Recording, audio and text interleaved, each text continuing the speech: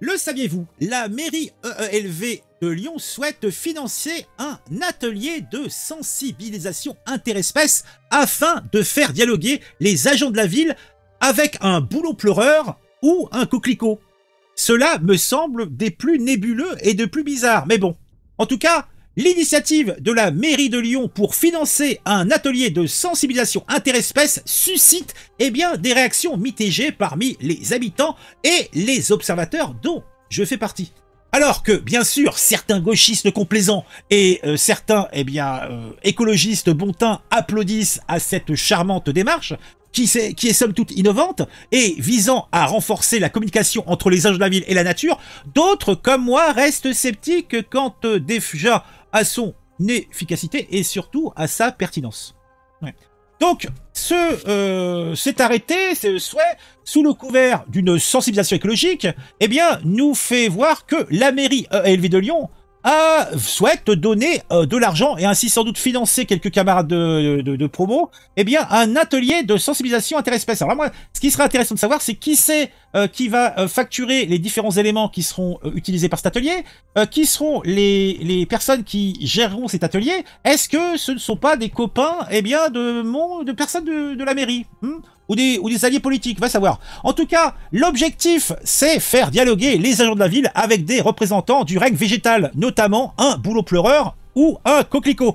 Cette initiative, bien que louable dans son intention de reprocher l'homme à la nature, soulève, vous le comprenez bien, des questions. Déjà sur la fiabilité et la faisabilité, et surtout sur l'impact réel que cela peut avoir. Donc on va écouter la dame en question qui va nous raconter sa petite histoire. C'est 2 minutes de plaisir, 2 minutes de bonheur. L'atelier de sensibilisation, de formation à la concertation avec les vivants que vous avez proposé aux responsables des BUPA d'arrondissement.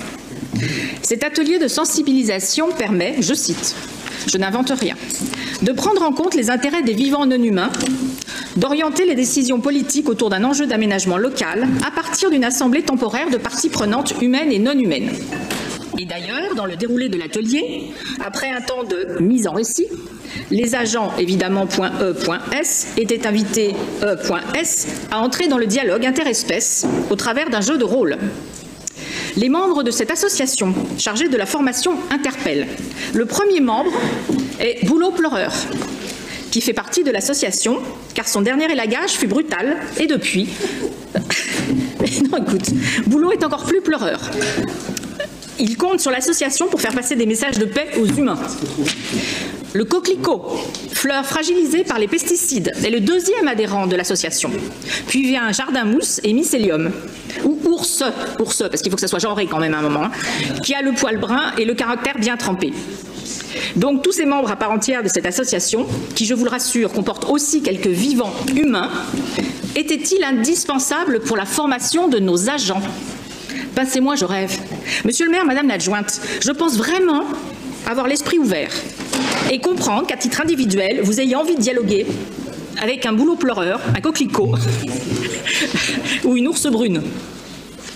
Mais qu'en revanche, sous prétexte que vous estimez que la ville n'a pas de problème d'argent, pour le BUPA, vous dépensiez sans compter en AMO, en investissement supplémentaire, comme je l'ai indiqué au début de mon intervention, et auprès de cette association pour la formation de nos agents, ce n'est clairement pas possible. Je vous remercie. Alors moi, tout de suite, l'idée qui vient, c'est que en fait, c'est pour donner du pot du pognon à des amis, En tout cas, vous l'entendez, les critiques de ma part, je ne sais pas qui est cette dame, donc elle doit être dans l'opposition. Alors, de quelle partie est-elle? Attends, est-ce que c'est dit peut-être dans le commentaire? Non, c'était pas précisé, donc je ne sais pas qui est cette Elle Croisier, mais je ne doute pas que tout cela soit très pertinent. En tout cas, je vous le disais, certains dénoncent une dépense inutile, voire absurde, dans un contexte où les ressources financières pourraient être mieux employées ailleurs. Ils s'interrogent également sur la méthodologie de cet atelier et sur la capacité réelle des agents à dialoguer avec les végétaux.